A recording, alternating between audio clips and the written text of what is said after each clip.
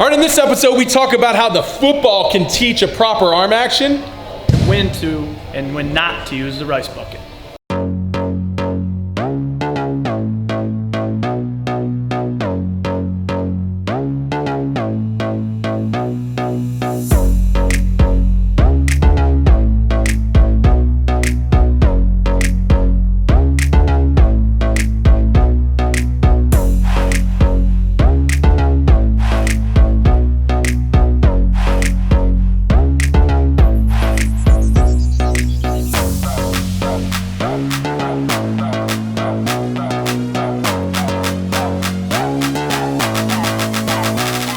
All right, Brent Porcio, Kevin Schultz here at the @TopVelocity hashtag Pitch Tips Show, where you go to Twitter, Facebook, Instagram, Snapchat at Top Velocity, hashtag Pitch Tips, at hashtag Baseball Tips. Ask your question, we answer on the show. We just last episode got a catcher's question. We're liking those catcher's questions. Keep those coming too. Today I got Kevin Schultz here. If you don't know about Kevin Schultz, go check out the testimonials. He's still going through Tommy John rehab. So cool. Don't forget, we'll be the ABCA convention. Kevin's going to be there as well. It's going to be pretty awesome. We'll have David Ardsma. I even got Joe Torres, Justin Ottman, and Stephen Godani will be with the King of the Hill. It's going to be really cool. So come on out. We'll be giving a lot of stuff away. All right, so what's the question for today? Danny Muniz asks, will practicing throwing a football correctly every day help create a better arm action? All right, I'll take a shot at that, and then Kevin will jump in. I like the football. I threw it a lot in my career. Nolan Ryan threw it a lot with Tom House. I like it if you're throwing it through the actual arm action of a high-velocity pitcher, but I typically don't go through the whole arm action. I typically use it for the purpose of external and internal rotation. Because a football, the fact that you hold the football with your thumb back and supination really is good for the forearm. You get a lot of forearm action out of a football, which is also good for a baseball. So in that external rotation, where there's an action, there's an opposite reaction, right? The action of external rotation, loading into there, and supination of the forearm will create a reaction of internal rotation, pronation. So football in an external rotation, internal rotation throw, where you're not turning your shoulders, is really great to teach the forearm movements and also get into good pronation and feel that good pronation, because that's really what spirals the ball. That's what really allows you to create good spiral, good spin on the ball, which will have a similar effect with a baseball. So I love it, and if you notice in the 3X Pitch Velocity program, the beginners guides, we use it in those external rotation, internal rotation throws. Anything you want to throw in there? I just think that one big thing is we keep the chest facing square to the target, external, internal rotation throws like he was talking about, because when you throw a little rotation into the football, you can create a spiral by kind of slicing your hand off and keeping it on the side here and just pulling through the ball. That'll create a spiral too. But what we want is right-handers, you should be looking for the tip to start dropping and go down and run towards the right side, okay, arm side run. Lefties same way. If we're doing it with the football right, getting the index finger to go through it, just like Brent was talking about. Just a couple things you can look for. When I see a lot of rotation, when we start rotating our shoulders with a football throw, I see a little guys wanting to pull their elbow in front of their face, and like I said, slice through the ball a little bit, which is bad. You just got to make sure, if you are going to use the football, just make sure you do it correctly, and if you are doing it correctly, I definitely think it can help replicate some good arm action that you're going to be using during the baseball throw. Yeah, because if you're sitting back there, like a football throw, turning your shoulders, you can cast your arm and get your elbow out in front of your face, which is not how we would throw with a baseball, okay? Unless we're throwing really little league sliders, right?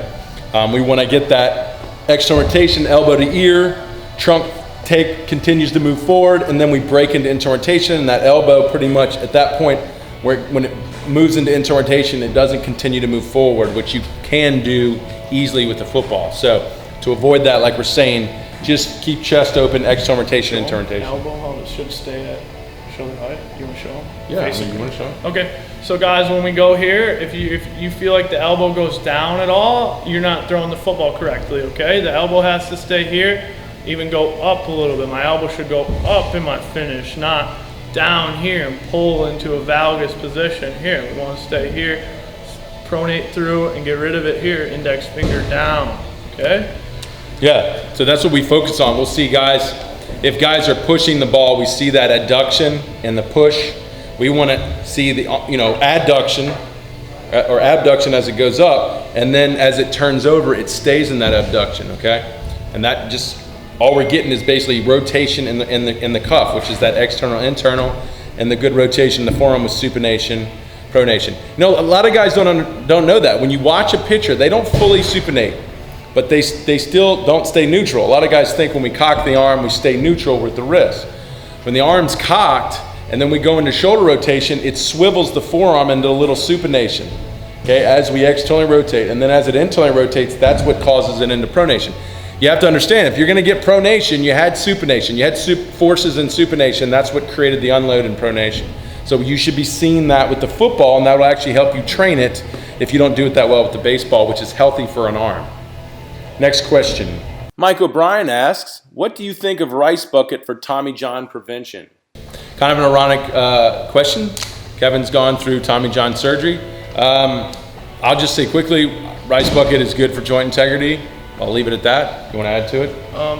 I like rice bucket. It's a good piece of the puzzle to help prevent, and stuff that you can do. Like, I'll write it right into my program and kind of do it between my sets. This is like a superset. Like, say while I'm squatting, I'll do some rice bucket in between my squat sets just to kind of keep my active rest, keep the heart rate up a little bit, and just kind of, that's just kind of how I use it. So I think it's a good tool, and you just got to look at it like this. It's just a piece of the puzzle. That's something that we can put into our programs and use, but don't go nuts with it and think that it's going to save you completely from ever getting Tommy John just because I do rice bucket 3 times a day, okay? Yeah, I think it is a useful tool, and I do a couple of different exercise variations. I do a lot of figure 8 stuff with it, circles here, grips, backs, okay? I do all that. So I use the rice bucket myself, and that's just something that I think that is a huge deal for Tommy John, is to have that joint integrity and get it, the grip strength in every muscle interconnection that is